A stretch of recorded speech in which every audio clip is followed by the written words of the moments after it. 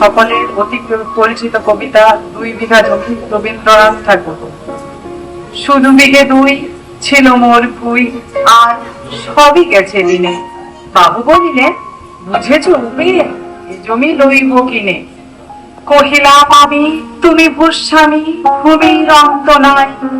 চেয়ে দেখো, মোর আছে বড় চুল, মরিবার মতো ঠাই। শুনি রাজা কহে, বাবু জানো তো হে, করেছি বাগান খানা। পেলে 2 বিঘে, পোষতেও দিঘে, সমান হইবে টানা।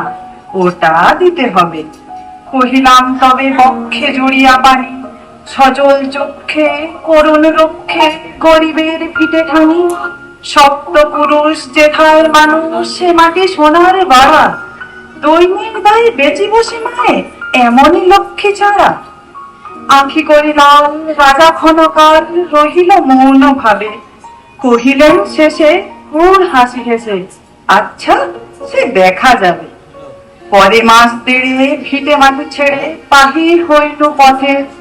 করিল ডিক্রি, সকলি বিক্রি, মিথ্যা দেনার ক্ষতে। এ জগতে হায় সেই বেশি চায়, আছে যার ভুরি ভুরি। রাজার হস্ত করে সমস্ত, কাঙালের ধন চুরি। মনে ভাবিলাম, ওরে ভগবান, রাখিবে না মোহ গর্তে। তাই লিখি দিল বিশ্ব নিখিল, 2 বিঘার পরিবর্তে। সন্ন্যাসী বেশে ফিরি দেশে দেশে, হইয়া সফর শীর্ষ। কত হেরিলাম মনোহর ধাম, কত মনোরম দৃশ্য। উদরে সাগরে বিজন নগরে, যখন যেখানে ভূমি। তবু নিশিদিনে ভুলিতে পারিনি সেই 2 বিঘা জমি।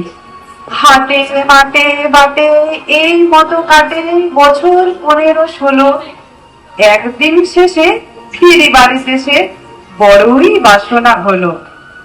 নম নম নম সুন্দরী মম জননী বঙ্গভূমি। গঙ্গার তীর স্নিগ্ধ সমীর, জীবন জুড়ালে তুমি। অবারিত মাঠ গগন ললাট, চুমে তব পদধূলি। ছায়া সুনিবিড় শান্তির নীড়, ছোট ছোট প্রাণগুলি। পল্লব ঘন আম্র কানন, রাখালের খেলা গৃহ। স্তব্ধ অতল দিঘি কালো জল, নিশীথ শীতল স্নেহ। বুক ভরা মধু গঙ্গের বধূ, জল লয়ে যায় ঘরে।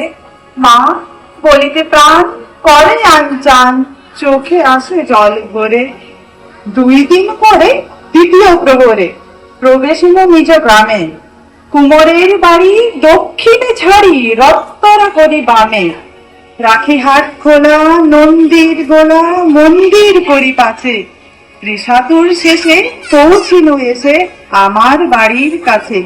ভিক ভিক ওরে শত ভিক, তোরি নীলাজ কুলাটে ভুঁড়ি। যখনই যাহার তখনই তাহার, একি জননী তুমি। সে কি মনে হবে একদিন যবে ছিলে দরিদ্র মাতা।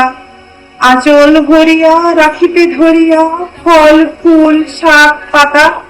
আজ কোন রীতে কারে ভুলাইতে, ধরেছ বিলাস বেশ। 5 রঙা পাতা জলে গাঁথা, পুষ্পে খচিত কেশ।